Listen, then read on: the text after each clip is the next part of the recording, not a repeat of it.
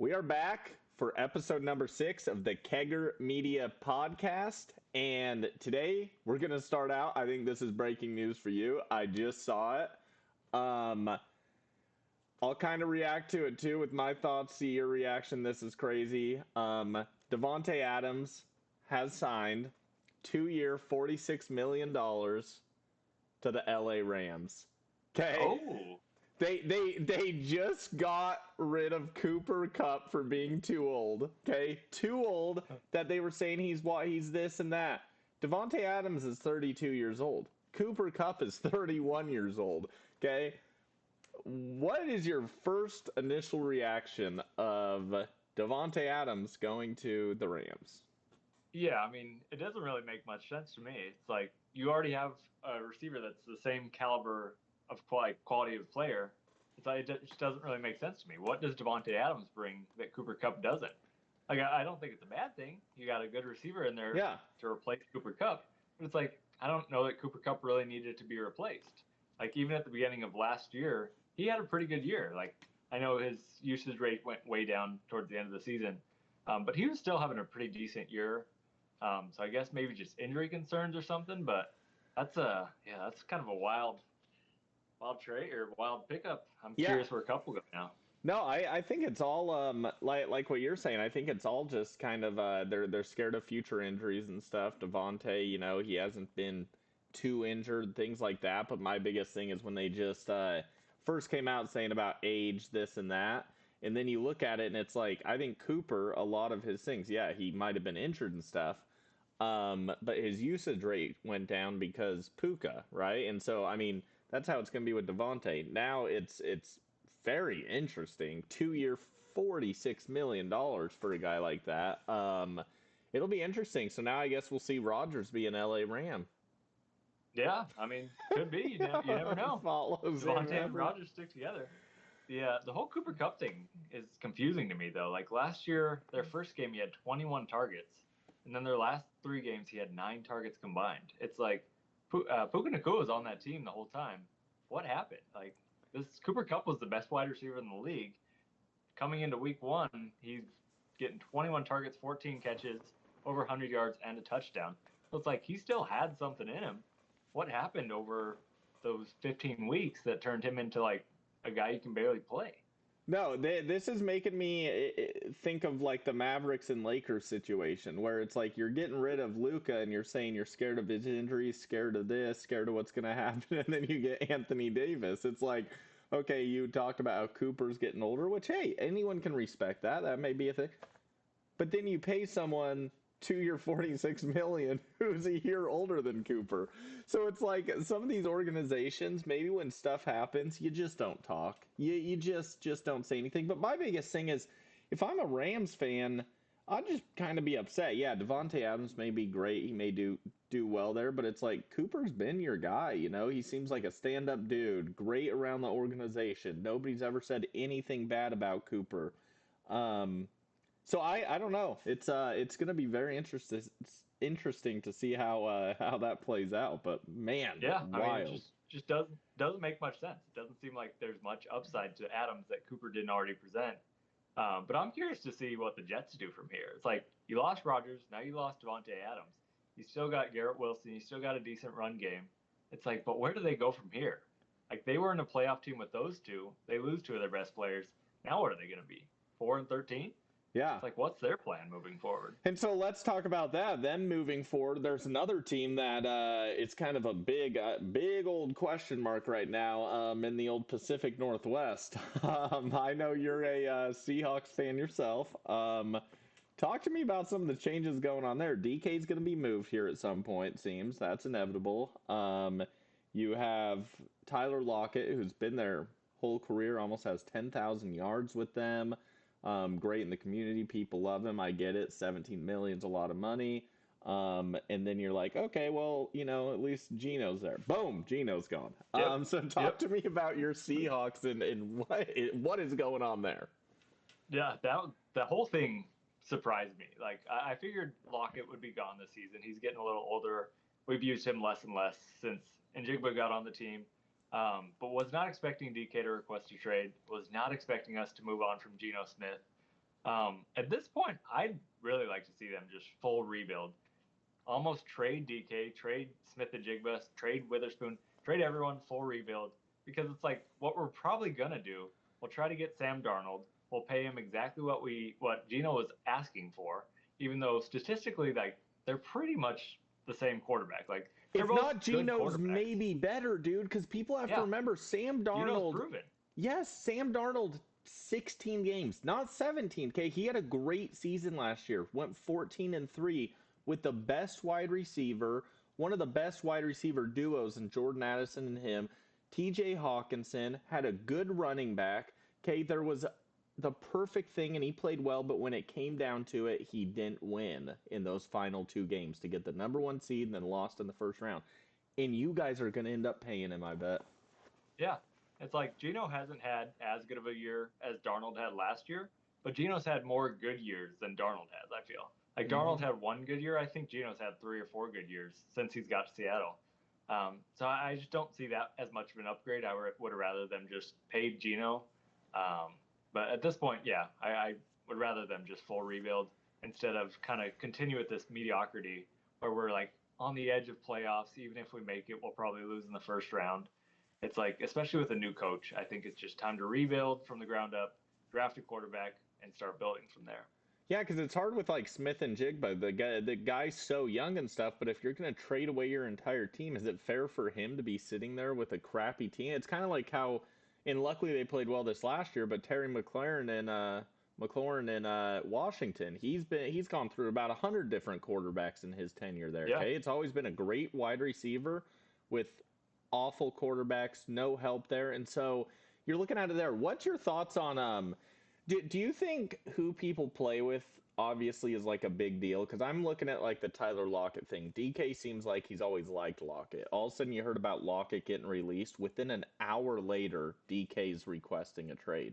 Do you think Yeah. that had anything to do with it, where it was like, you guys are nuts, I'm out? Yeah. No, 100%. And I'm sure those guys knew that Gino was kind of considering, like, the Seahawks were considering trading him as well. I know they said that there was like a big discrepancy on how much Gino thought he was worth. So I think the wide receiver room probably knew Gino could potentially be moved as well. And they don't want to be stuck on a team that doesn't have a quarterback, or they don't want to learn from a new quarterback like Sam Darnold or Sam Howell. So, yeah, I don't blame them for wanting to get out when they're seeing the rest of the team kind of set on fire. It's like, Yeah. might as well get out while you can. No, and I look at it too as I just don't think you guys like if you're with Geno Smith, you pay him, okay? And I'm not saying you have to pay him. The quarterback market's crazy right now, okay? Even if you're just a middle tier. But I'm just saying you get stuck with a Sam Darnold who, yeah, he's still somewhat young and everything, but paying him a lot of money, it could end up looking like the Deshaun Watson situation. The Yeah. Cleveland Browns, it's horrible. And I think Sam Darnold's a good dude. Okay, he was a great guy. People loved him in the Minnesota locker room, but you saw some errant throws at the end there. Okay, he Yeah. is not a $40 to $50 million guy. That's like the hardest part about running a football team nowadays. It's like you have to pay these guys that are like 50% as good as the top tier guys, but you got to pay them like 80% of what the Mm-hmm. top tier guys are getting. So it's like you literally have to just risk your whole future on a guy who you know is not a top 5, top 10 quarterback, just because if you get rid of him, you're going to have a bottom 10 quarterback that you'll never win anything with. So there's a lot of teams like that, like Kyler Murray on the Cardinals, where it's like he's decent, but you're never going to win with him, but you have to pay him because the alternative is Yep. just a lottery team for years to come. And I think we're Um, seeing that on the defensive line now too, with the whole Miles Garrett stuff that just dropped. Okay, everyone thought he was going to get traded and stuff, and now you're telling me that guy announced today 40 million a year, 123 and a half guaranteed. Okay, so now all the teams, Aiden Hutchinson, TJ Watt, all of these players on the line are just going to be. That's literally the second highest paid position in the NFL is a defensive end.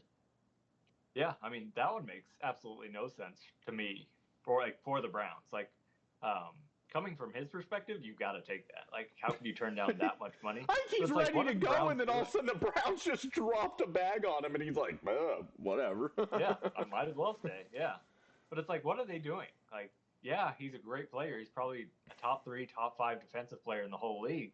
But it's like a defensive lineman isn't going to win you games. Like he'll definitely help you win some games, but it's like you still need a quarterback. You need an offense. You need guys around him on defense. A team can just double team him the whole game, and you're going to lose 13 games a season. So it's like I get Yeah. it. You want to keep your star player, but that's not like now is not the time.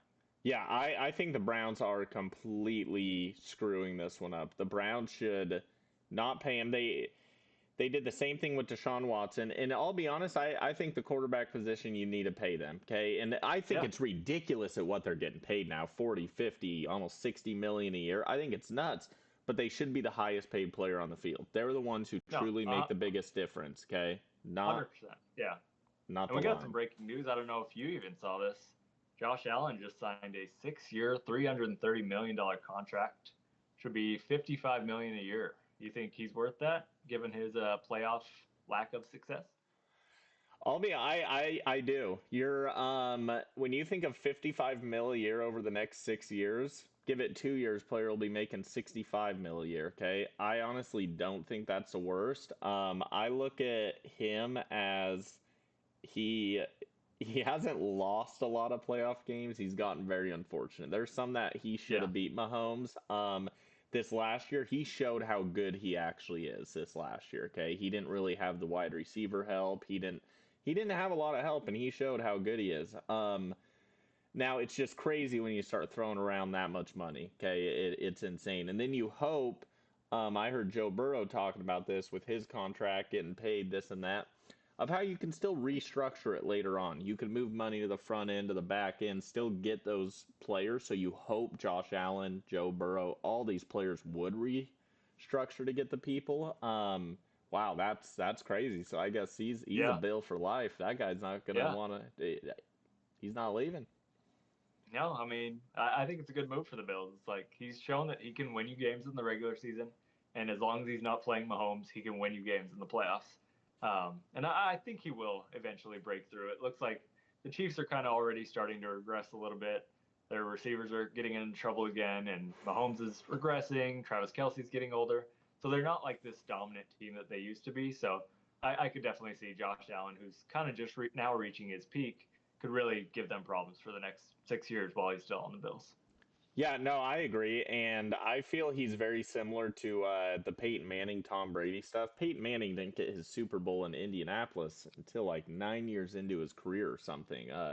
8 years. It's almost very similar to where he kept just. You're like Peyton Manning. He's winning MVP. He's a great quarterback. Tom Brady. He just couldn't get past Tom Brady, and finally he did. He's Peyton Manning. He's a great quarterback, but there was so many of those playoffs where Tom Brady was just getting him. It's the same thing with Patrick Mahomes. It's like you may have had a better game than Patrick Mahomes, but he just finds a way in that final drive. It's unbelievable. And I think eventually Josh Allen it will come for him. No, I agree 100%. But yeah, I wanted to change the tune a little bit to some basketball. Joel Embiid shut down for the season. Looking back at their whole trust the process thing, they had four top three picks in 4 years. They had Joel Embiid, Ben Simmons, Markel Fultz, and Jahlil Okafor, and they turned that into zero. Like, I don't even think they went to the Eastern Conference Finals. It's like, what do you have to say about the whole 76ers franchise as a whole and just their complete failure with Embiid and the whole trust the process thing? I think the 76ers might be the worst franchise in the NBA. There's other ones like the Wizards who have just sucked. Okay, the Hornets sucked. All these different teams have sucked. Okay, but they also haven't had the caliber and the number one picks and having the people, having the teams to win like the Sixers have. The Sixers are an absolute joke. Joel Embiid, he has shown since the beginning of his career up until now, he's unavailable 90% of the time. Okay, there might be a few good seasons, but yet they still solely focus their entire team around him. Okay, when you never know what's going to happen with him, they keep paying him. Paul George, they then bring in a guy who hasn't won in the playoffs, you think he's going to make the difference on a team that already can't win in the playoffs? As you have Tyrese Maxey there. Get rid of all these other people and maybe focus on other things, okay? When that whole thing leaked out about Joel Embiid was kind of calling people out, early in the season and stuff, Joel Embiid's not even playing. Get him out of here. What's your thoughts on them? I think they're literally the worst franchise in the NBA. Yeah, I no, think they're awful.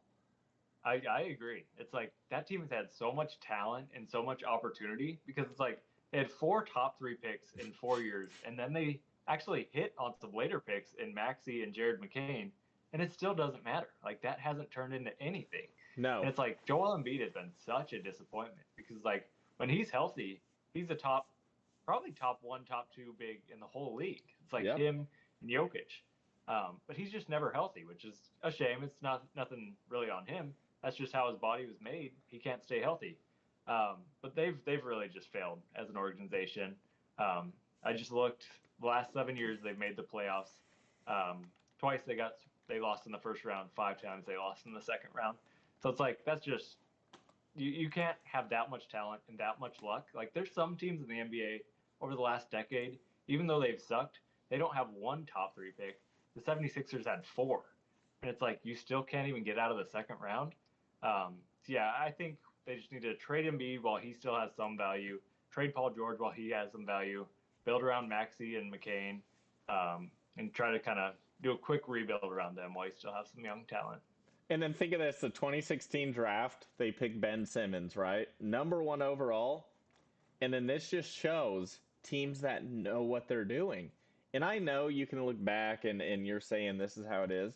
But when you actually think about it, this player was better. You have Jaylen Brown getting picked 3rd overall by the Boston Celtics. Ben Simmons, number 1. Let's go to 2017. Number 1, Markelle Fultz. Number 3, from the Boston Celtics, Jason Tatum. Okay, so the Celtics had back-to-back 3rd overall picks in those things, and they get Jaylen Brown and Jason Tatum, okay, who are literally superstars. Even if they were on different teams, they're superstars. And they go back-to-back with Ben Simmons and Markelle Fultz. And here's another thing that I just want to destroy the 76ers even more about, is why do you have Ben Simmons? Yes, he's a taller guy, but he's your point guard, okay? He was your point guard. He handled the ball, brought it up, because he can't shoot. He was known as a tall point guard. They draft Markelle Fultz. What was he in college? He was a point guard from Washington. Point guard that also could not shoot very well. What are they doing? Like, it literally is the most insane thing ever. And even when you think of Markelle Fultz, let's say you wanted to go the route of a point guard, okay? De'Aaron Fox was picked number 5 that year, okay? He was even known as being the better college player. So I'm just very confused at when the Sixers are sitting in there, what's going on, who they're choosing. I think they're the worst franchise in all of basketball, and I cannot just hound them enough because I love doing it. Yeah. Like, especially at that time, too. It's like that was kind of the height of the Golden State Warriors, height of Steph Curry. It's like the league was changing to a more 3-point focused league. And it's like the Sixers back-to-back years pick point guards who can't shoot, while there's point guards or shooting guards below them who are really good shooters. It's like, it's just crazy. I looked in 2015, too. The Sixers had the number 3 pick. They picked Jahlil Okafor. The next pick was Kristaps Porzingis. So it's like the Celtics have damn near built a full championship-winning team just by picking the players after the 76ers. It's like the 76ers had opportunity to be a great team if they just knew how to draft, if they knew how to pick players that actually fit the league that it is today. Yeah, like Kristaps Porzingis, Jahlil Okafor coming out of college was a low post guy, okay? Didn't shoot the ball, low post. Kristaps Porzingis was a tall guy that could shoot the ball. I don't know what they're thinking, but that entire team needs to be wiped away. You need to get Paul George out of there this year, okay? I don't mind Paul George. I just think he's not a winner. He's not good at basketball. And he's shown this year he's digressed more than I've seen a lot of players digress. He has gone down. And I just think it sucks for people like McCain and Maxey, who, McCain, I hope he comes back next year healthy and stuff, but I think you center the team around Tyrese Maxey McCain is the shooting guard. Figure out what's going to fall into place there, but get rid of everyone else. No, 100%. With that being said, we've seen a couple big performances the last two nights. The Celtics had a nice win over the Lakers, and then the Thunder this morning had a nice win over the Nuggets. Those are kind of the two favorites out of each conference right now. Both teams have a lot of depth. You got SGA on the Thunder, probably top two in MVP voting this year. And then you got the Celtics, two of their more role player guys dropping 40 in the same game. In a 7-game series, who do you got out of there? Who has more depth? Who has the better players? I have the Cleveland Cavaliers. Are you not going to give them any love? Are we just going to sit here and not give the Cavs any love over on the eastern side, or do you think they're just washed as well? Huh? I mean, no, statistically they look good, but yeah, playoff experience comes into play there. So no, and I agree with what you're saying. The Celtics lately have been playing unbelievable. Okay, you look at those two teams, and it's honestly very hard. You look at the Celtics; they have the experience. Okay, their depth is unbelievable. The other night, 2 40-point games. Okay, you're sitting there, you're like, wow, Jaylen Brown and Jason Tatum went off. It wasn't them. Okay, it was Derek White and Peyton Pritchard. So you have that coming off of the bench. Derek White does start, okay, but other than that, you have the whole bench. But then you look over on this OKC team, a team that doesn't have the experience. But my God, do they have a team there. They have a big guy in Chet who can shoot the ball, get the blocks. They have Hartenstein who can sit there and get the rebounds. I still will say if they end up winning the championship, that was one of the biggest pickups they could have asked for, okay? Because when Chet was out, Hartenstein came in, did his job, and he's still doing his job when you need that big guy. I think in a 7-game series, I'll be honest, I think the youth take it out. I think SGA, I think the Oklahoma City, I think when they win the game and they're all huddled around SGA afterward, that team is looking like an AAU team that loves each other. I've never seen anything like it. It's like a brotherhood. It's like a fraternity, and I just don't see them losing.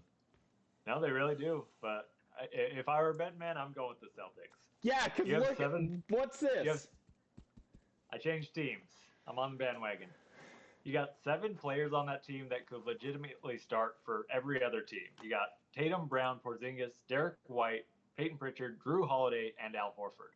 And then it's like you still got. Don't throw Al Horford. Don't throw Al Horford into this. My goodness, the guy's 90 years old. Hey, he's solid. He's solid. I wouldn't mind him starting for the Sacramento Kings or the Utah Jazz. I think the Celtics' depth and playoff experience is just too much, and I think they go back to back. Okay, see, and I'm looking over. I think the Thunder are just they have the 2 Williams, unbelievable. You got Chet, you got Wiggins, Hartenstein, Lou Dort, Isaiah Joe. Right there, you got the same thing. I think that Tatum relies too much on Jaylen Brown. I think Jaylen Brown's the one who runs that team. Okay, if there's no Jaylen Brown, defensively, offensively, he's the cornerstone of the Boston Celtics. Okay, it's not Jason Tatum, it's Jaylen Brown. The other guys kind of fall into place. And when you say sitting there starting, these players can start, these players can do this. No, it's the system that they're in. Okay, you ship them off to other teams, they're not going to be doing what they're doing. Okay, Oklahoma City right now, we're seeing their bond is the best team in all of basketball. Okay, take out the Cavaliers, they don't have that.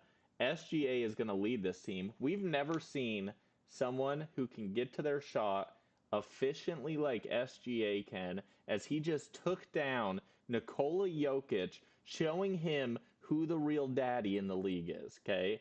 SGA's the man. He's going to lead the Thunder to victory. He's going to kick LeBron James out of there in the Western Conference Finals and say, bye-bye, Bron. It's my league now. I think we're seeing a star born in SGA. No, I mean, I agree 100%, but at this point, he's still number 2 in the league. I'm going with Jokic for MVP any day over SGA. Okay. SGA, all he does, he's a good shooter, and he gets to the line like 13 times or 9 times a game. So he's really good at getting fouled, but he doesn't really do much besides that. Jokic does everything.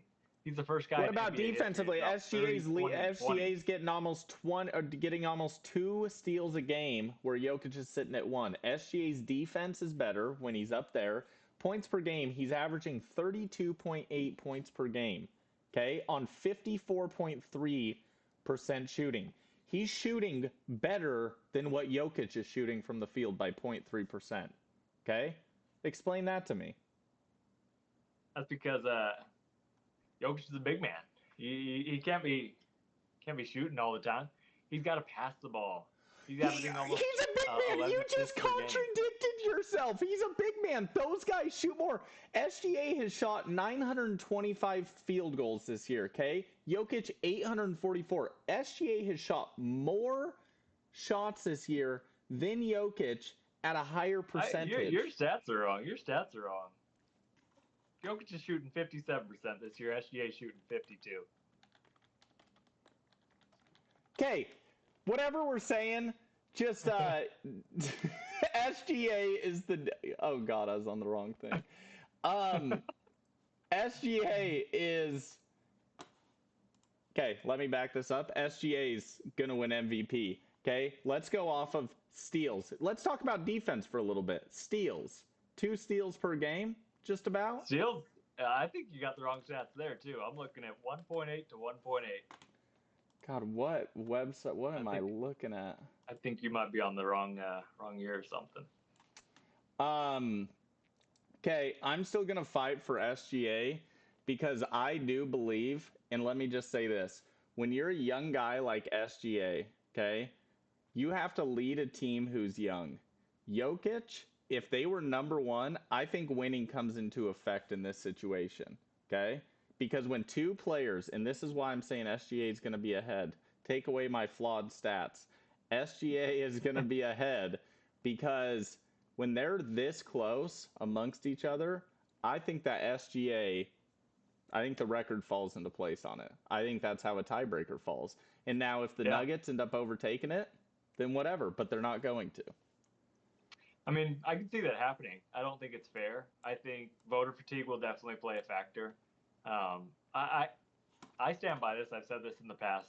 I think MVP should disregard like overall team standings as a whole. It's like if somebody's the most important player to your team, even if your team sucks, they should be the most valuable player. It's like it shouldn't be the best player on the best team. It should be the best player for their team. So I think that is Jokic. Like, you take Jokic off the Nuggets, they're probably not even a playoff team. You take SGA off Thunder, they're probably still a top 5 seed. So, yeah, I'm sticking with Jokic. I don't think it'll happen just because it needs to be a huge gap for you to win that many MVPs in this short of time. But I think he deserves another one. Okay, I do have to say, do you think a thing, and if take away Jokic, do you see a 30-20-20 game happening again? And if so, who's it going to be by in the current NBA? I mean, without having Jokic, yeah, because I mean he could do it again without him though. Yeah, besides him, man, I don't see anybody else doing it. It's like maybe Westbrook back in his day could have done it, but now that he's on a team with Jokic just takes too many assists and rebounds. There's no way Russ coming off the bench or being the 5th man out there could ever get 20 rebounds and 20 assists. So maybe Luka could do it, especially now that LeBron's going to be out for a couple weeks. I could see him putting up some big numbers, but 30-20-20 is insane. Like, that's so much just statistical production in not very many minutes. Like, I know that game went into overtime, but still putting up 70 stats in probably 35, 40 minutes. Like, I don't see anybody else doing that. Yeah, no. And then another thing too, when you talk about these like almost unbroken records, okay? And the craziest thing is how it's the first time in history, which is absolutely insane when you look back at the Wilt Chamberlain days, okay? The fact that Wilt didn't get a 30-20-20 is crazy to me. But then one other stat that I think is becoming unbreakable. They say that these records are meant to be broken. LeBron James passing 50,000 points in regular season and postseason. What's your thoughts on that? When's the guy going to slow down? I think in the month of February, he averaged like 29 point, 28 points, something like that. So he's doing this in the year 22. as the season's going on, he's actually playing better. People remember at the beginning of the season when he kind of started off slow, they're like, could this be the year? And yeah, he was still averaging 22, 8, and 8 during that. LeBron's being unbelievable right now. Is that a record that's never going to be broken? What's happening Yeah, there? I just don't see how that could possibly be broken. It's like LeBron's had great seasons besides his rookie year, which was still good. I think he averaged over 20 points per game. He's averaged like 27 points per game for 20 years straight with very limited injuries and deep playoff runs almost every year. It's like I don't see many players doing one of those things, let alone he does all of them. So it's like maybe Luka plays 20 years, but he's going to miss games along the run. He's going to miss the playoffs sometimes. So it's like you need all three of those to reach this level that LeBron got, which I don't think it'll ever happen again. And it's like he already has a 6,000 point lead over second place, who's Kareem. So I just don't see it happening.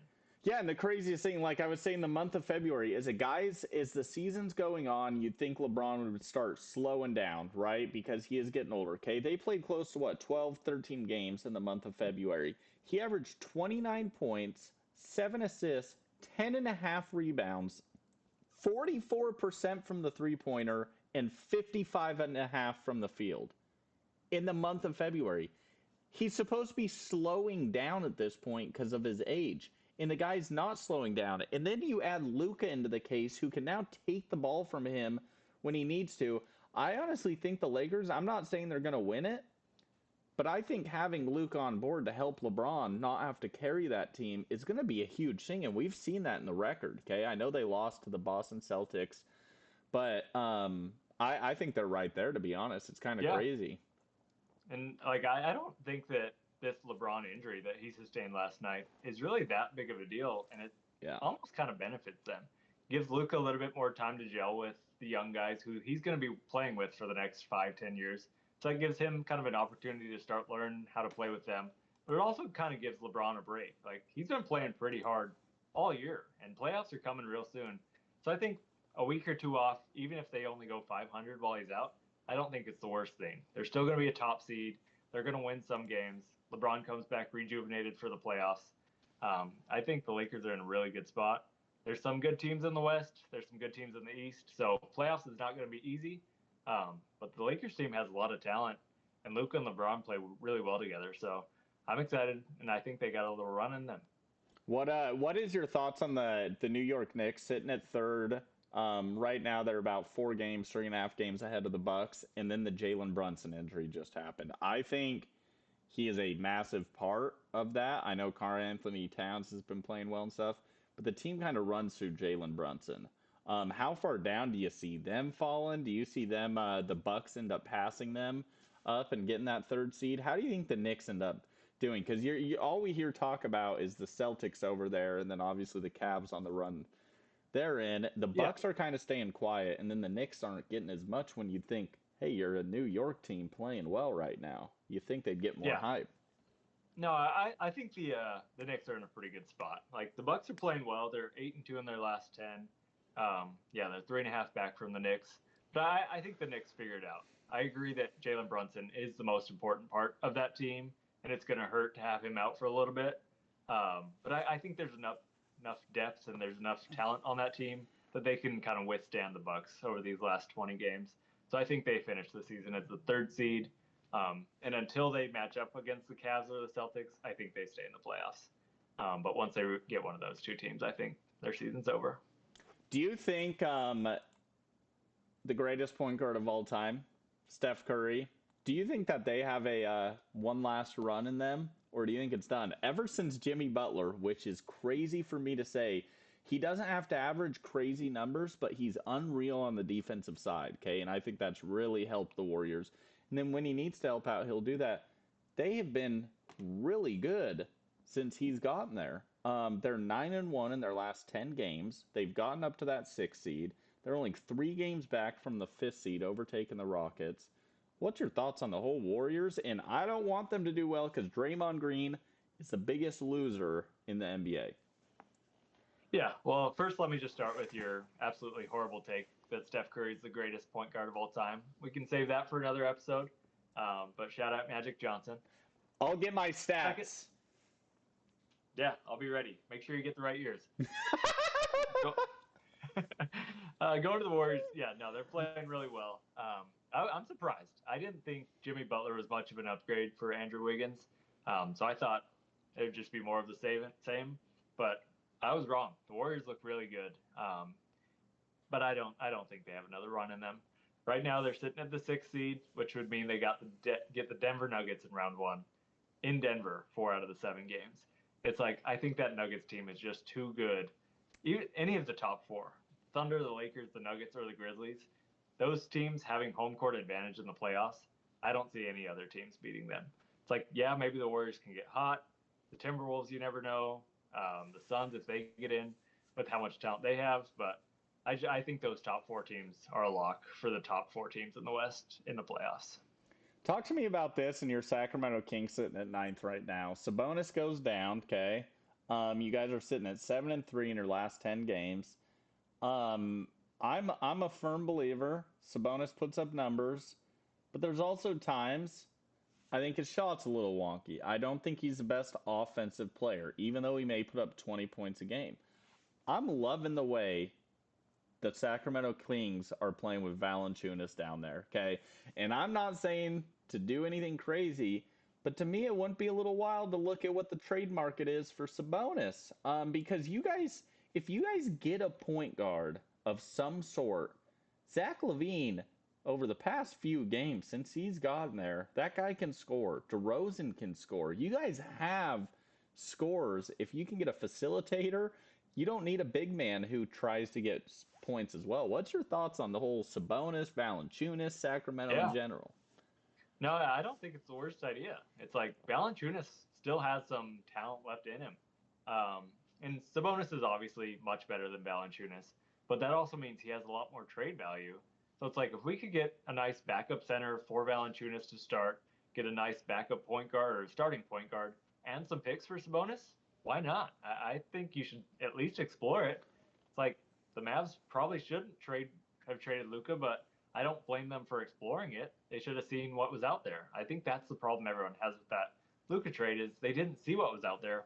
They just accepted the first offer. The Kings should Yep. do the opposite and just at least start shopping him around. You don't have to trade him, but if you get a crazy deal, why not? Yeah. No, and I'll be honest with his stats that he puts up. He's showing he is efficient, different things like that. I just don't see him being the fit on the Kings right now with the way their offense moves around. They got very quick players up and down the court. Sabonis isn't really that type of guy. They just need a center who's kind of just big down there who doesn't need the ball. Valanciunas is playing unbelievable, and I'm loving the way Sacramento right now is playing. Now, unfortunately, they're in the Western Conference where it's literally just loaded with talent. From you have the older teams, okay? You got Lakers who obviously have young guys, but you got older LeBron, Nuggets starting to get older, but then you have the young Thunder, you got the young Grizzlies, the Rockets, you got the older Clippers, the older Suns. I think the Suns are end up going to pass on the Mavericks. They beat them today. The Mavericks are a disaster right now. But you look at this Western Conference, and I think it's going to be one of the best playoffs we've seen in years. No, I agree 100%. And I'm curious your thoughts on this. What are your thoughts on the whole Eastern Conference versus Western Conference, like playoff seeding? Because right now the Chicago Bulls are the 10 seed in the East at 26 and 38. If you put them in the West, they would be the 14 seed. It's like, do we really want Kevin Durant missing the playoffs with a better record and letting the Chicago Bulls, who have absolutely no one, making that play-in tournament on the East? Like, it doesn't make sense. I think it should be the 20 best teams should be the 20 teams in the playoffs. Like, it doesn't make sense. Just because you're geographically on the East, you have an easier chance to get in the playoffs than a team in Phoenix. Yeah, no, I agree and disagree. It's kind of like a weird thing because they also talk about how you play more people in your conference, right? Because of the whole flying thing. It all comes down to fatigue and flying across the country. So if you do the top 20 teams, then it does get kind of difficult of that portion of it, of always playing the same mix amount of people. But yet, I'm also a basketball fan where, let's say the Phoenix Suns don't make it into the playoffs this year, okay? I personally want to see Kevin Durant, Bradley Beal, Devin Booker over the Chicago Bulls, over even the Atlanta Hawks, Yeah. okay? Um, that I think they can find some way to do it. I am glad they've at least added the play-in game. I do really like the play-in game to give those extra teams a little push in there.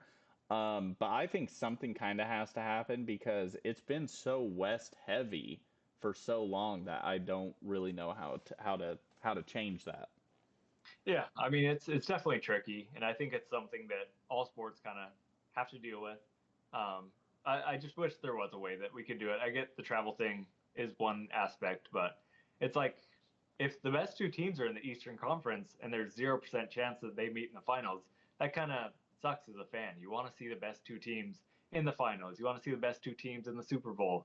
It's like we've seen that kind of in football a lot where the AFC's had some really good teams, and we basically get the Super Bowl every time the Chiefs play the Bills. And then the Yep. Super Bowl is a bit of a letdown because like that game was so great. So I don't know how these sports organizations could do it, but I wish there was a way to get the best teams in the playoffs and the best teams at the final series or game. Yeah, no, I agree with that. And to end this right now, to end this on one last little thing, what is one team taking away the top three seeds right now? Okay, in the NBA, so top three in the West, top three in the East. Who's kind of your dark horse on each side? One Eastern Conference team, one Western that you're looking at forward to seeing in the playoffs. That you're like, hey, I think we could have a little sneaky finals, maybe a championship. Who knows? What are your two teams on the West and the East? Yeah. On the East, I'm going with the Detroit Pistons. They've been playing some really good ball. They're 7-3 in their last 10. Cade Cunningham's playing really well. I think playoff experience is going to hurt them in the playoffs. But I wouldn't be surprised. Right now, they're sitting in the sixth seed, so they would have the Knicks first round, which I think that would actually be a decent matchup. I think the Knicks probably still win it, but I could see that series going pretty deep into 6 or 7 games, and you never know. That would be pretty cool to watch them. In the West, I wouldn't be surprised if the Timberwolves got something going. They were one of the top few seeds last year. I know the Karl Anthony Towns trade doesn't really make sense for them, but they got a lot of talent on that team too. They do have some playoff experience, so it wouldn't surprise me if they made a run also. What Yeah. about you? For me, I think on the Eastern Conference, this is one that teams won it before. I think the Milwaukee Bucks, they're going to make a push. That's kind of even one I shouldn't choose because they end up, I think, will be getting that number three seed. Now, if they do overtake that three seed and Jalen Brunson becomes healthy, I would choose the Knicks sitting at that four seed. I think the Knicks could get something going. When it comes to the Western Conference, I'll be honest, I think the young Rockets, man. Okay, I know they're 5-5 in their last 10 games. They're not doing well, but when that team is gelling, you got Dylan Brooks, who's great defensively. Okay, you have a lot of offensive weapons. When that team gets hot, I think they're fun to watch, and I think they're very similar to the Thunder, and that's what I'm excited to see in the Western Conference moving forward. Is these young teams doing as young as they are doing as well as they're doing? No, I mean I'm excited. It's going to be a fun playoffs and looking forward to it. 20 games left, and it's going to be a good closeout to the season and good playoffs. It's amazing to me that nobody's really talking about the Cleveland Cavaliers. It kind of is nuts because the way the Celtics have been playing lately, playing really well. Dude, the Cavs are on like a 13-game win streak. It's Yeah, no, unbelievable. But I'm with you. I just don't think they're going to be able to take it down later on. yeah. I mean, I hope we're proven wrong. I like to see kind of a smaller market team that Yep. doesn't like Donovan Mitchell is a superstar, but not really one of the top guys you think of when you think of like superstar NBA player. And besides him, they don't have a whole lot of big names. So, yeah, I would love it if the Cavs made a run. And statistically, it looks like they should. Like they're Yep. great offensively, they're great defensively. A lot of stats that kind of correlate to winning in the playoffs. So on paper, they should do well, but playoff experience and just pressure, rivalries play a big role. So we'll see if they can do it. Make sure to like, subscribe, tune in for the next episode. We'll be talking about the greatest point guard of all time. Little debate between Steph Curry, Magic Johnson, maybe look into a little John Stockton, the greatest disher of all time. Make sure to like, subscribe, send it to whoever. We'll see y'all next week.